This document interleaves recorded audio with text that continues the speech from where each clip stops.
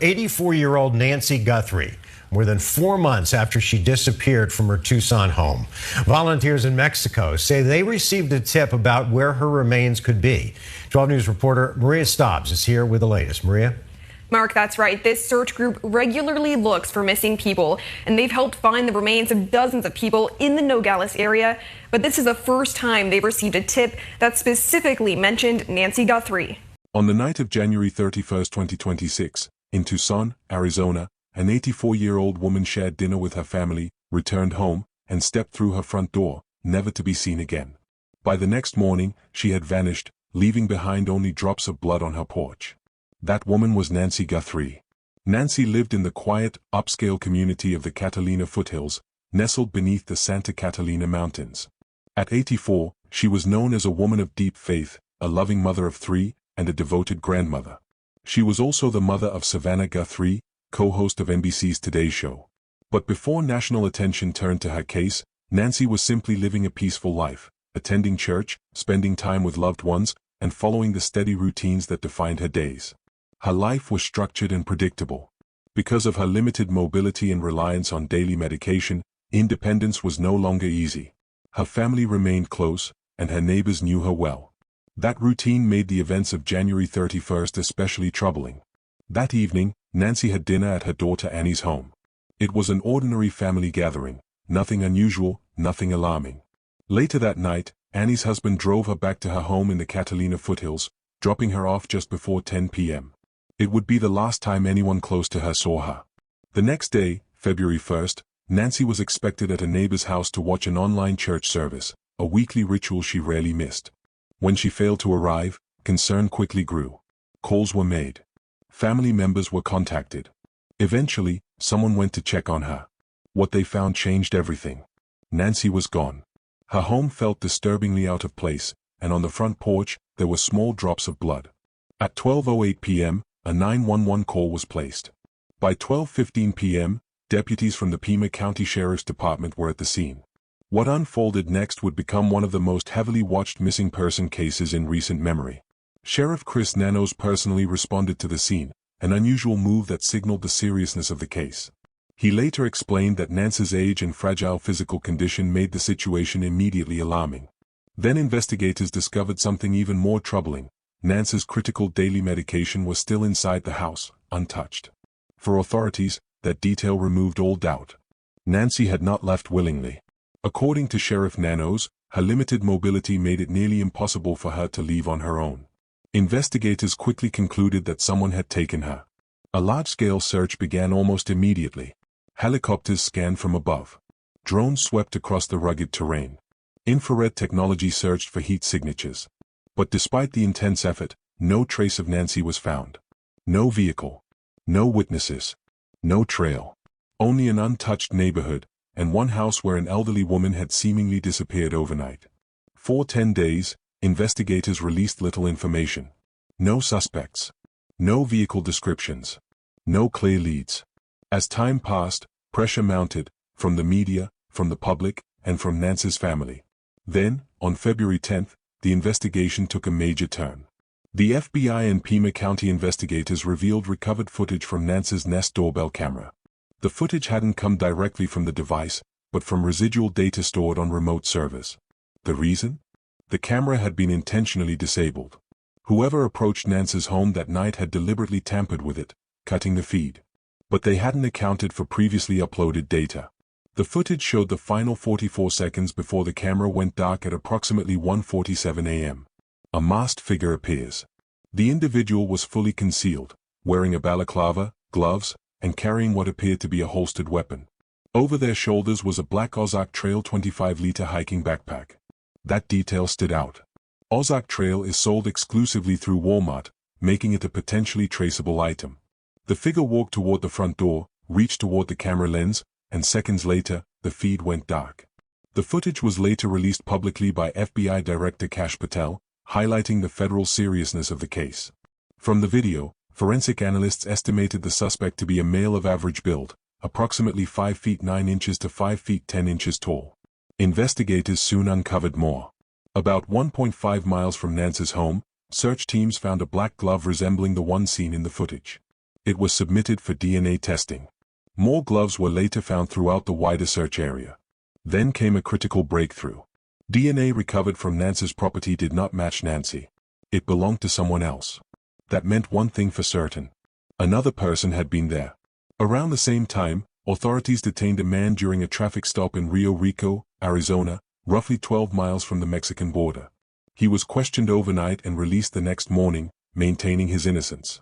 Officials stopped short of naming him as a suspect. Meanwhile, public involvement surged.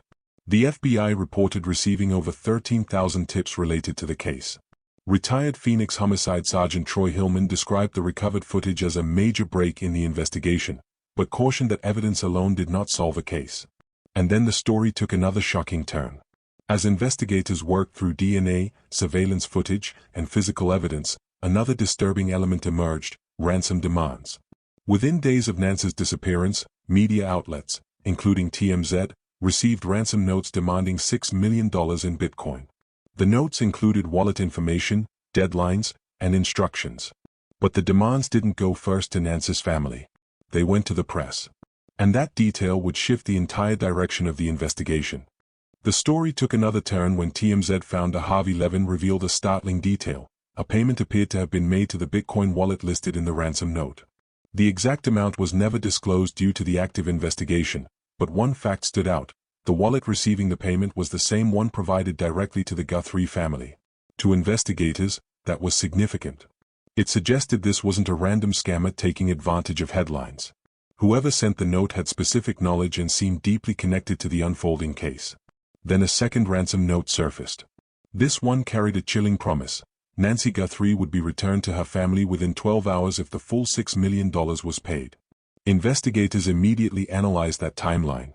If the claim was genuine, it suggested Nancy was being held somewhere within a reachable 12-hour window, roughly a 700-mile radius from Tucson. That radius stretched across several U.S. states and deep into Mexico. But not every message proved credible. Authorities later arrested Derek Colella, a 42-year-old California man, for sending a fake ransom message directly to Nancy's daughter Annie and her husband. Investigators traced the communication through a digital phone number linked to Colella's personal email and California IP address. When confronted, he admitted it. He had inserted himself into one of the nation's most high-profile missing person investigations with fabricated demands. His arrest served as a grim reminder: cases like this often attract people willing to exploit a family's fear and desperation. At the same time, another suspicious message was sent to a local Tucson television station. Investigators examined it closely but could not determine whether it was tied to the original Bitcoin chain or was yet another hoax. Then in April 2026, another message arrived, one unlike the others. For the first time, the sender claimed that Nancy Guthrie was dead. The note also alleged she had been seen in Sonora, Mexico, and sharply criticized the FBI for dismissing earlier ransom notes as scams, insisting investigators had made a serious mistake. TMZ later confirmed the sender had contacted them repeatedly over several months, each time demanding Bitcoin in exchange for information about Nancy's whereabouts. Former FBI agent Lena Korfendaffer weighed in publicly, pointing out a critical fact: Bitcoin is highly traceable. That observation hinted at something important: investigators may already have been quietly following the money. At the same time, the FBI confirmed it had established active communication with Mexican authorities. The border region quickly became a major focus of the investigation. And the question remained: were any of these ransom notes real? And if even one was, what did it mean for Nancy? While forensic labs worked through DNA and investigators tracked digital wallets, the physical search for Nancy expanded beyond the U.S. border. In northern Mexico, a volunteer search group known as Buscando Corazones, Searching for Hearts, joined the effort. Based near Nogales, this organization had earned a reputation for locating missing persons in some of the region's most remote and dangerous terrain. Their work is grueling. It requires patience, training, and the willingness to search places most would never step foot in. Leading the group was Ramona Guadalupe Ayala Ortiz, an experienced specialist in clandestine grave detection, the ability to identify signs of disturbed earth and hidden burial sites. Ramona's team regularly received anonymous tips, many leading nowhere. But one tip stood out. An anonymous caller claimed Nancy Guthrie's remains were buried near the Mariposa port of entry, the major border crossing between Nogales, Arizona, and Nogales, Mexico. Ramona had never heard of Nancy before that call. After researching the case, she treated it like every other lead, with urgency. The tip was specific. Search near the streams. Look beneath a velvet tree. That was all. Buscando Corazones began looking for the telltale signs they knew so well: uneven ground, disturbed roots, scorched soil, and patches of earth that had been dug and recovered. Their first search, conducted on May 16 alongside Mexican authorities, found nothing. A second search at the same location also came up empty. A third search was planned nearby. Ramona made it clear they were not giving up. Back in Tucson, another discovery briefly sparked concern when human bones were found near Nancy's home. But that fear was quickly put to rest. Officials confirmed the remains were unrelated to the case and tied instead to an old prehistoric anthropological site. The Pima County Sheriff's Office acknowledged awareness of the anonymous tip in Mexico, though they said Mexican authorities had not directly contacted them about the searches. Meanwhile, the investigation at home continued. By May 2026, it had been 100 days since Nancy disappeared. 100 days without an arrest. Without a confirmed suspect. Without a breakthrough. The Pima County Sheriff's Department marked the milestone with a careful statement.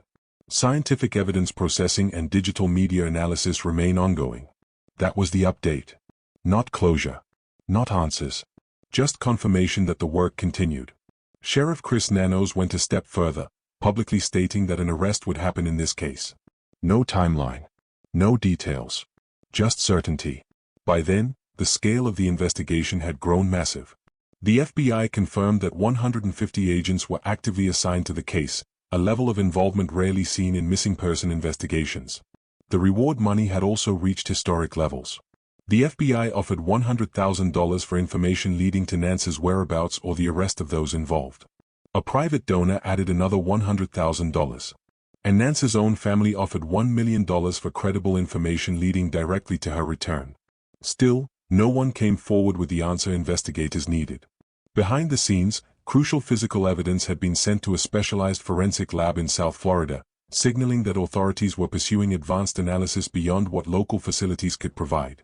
And in early April, Savannah Guthrie returned to the Today Show.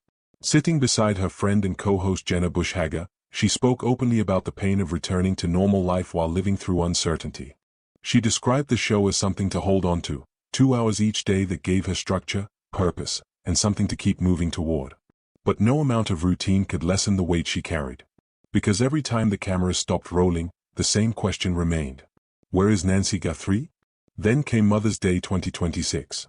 Savannah Guthrie shared an emotional tribute to her mother on social media, a collection of family photos and home videos spanning years of memories. In one clip, Nancy looks into the camera and softly says, "Miss you." Savannah captioned the post, "Mother, daughter, sister, Noni, we miss you with every breath." As the case continued to unfold, NewsNation reported through senior correspondent Brian Enton that Savannah had not hired private investigators. The family had chosen instead to place their full trust in law enforcement. Savannah, Annie, and their sibling each made public appeals, urging anyone, anywhere in the world, to come forward with information, no matter how small it seemed. But with the growing attention came unwanted distractions. In a troubling development, 54-year-old YouTuber Alexander Zabel Jr. was arrested outside Nancy's Tucson home after live streaming from the property, following repeated complaints from neighbors. During the arrest, a deputy sergeant from the Pima County Sheriff's Department was knocked to the ground. It was another reminder of how quickly tragedy can become spectacle in high-profile cases. Then another message surfaced. TMZ received communication from a new individual, separate from the earlier ransom contacts, claiming to know the identity of Nancy's kidnapper. Their demand, $100,000 in cryptocurrency in exchange for the information. Nothing came of it publicly, but it added yet another layer of uncertainty to a case already clouded by false leads, hoaxes, and unanswered questions. By June 2026, more than 4 months had passed since Nancy Guthrie walked through her front door and vanished. Still no confirmed suspect. Still no arrest. Still no confirmed location. And the same haunting question remained, where is Nancy? Investigators say the case remains active on multiple fronts. The gloves recovered near the scene are still undergoing forensic analysis. DNA found at Nancy's property, belonging to an unidentified second person, remains a critical piece of evidence. The Bitcoin trail connected to the ransom notes is still being followed. And in Mexico, volunteer search groups continue their efforts. Every lead remains open. Every possibility still on the table.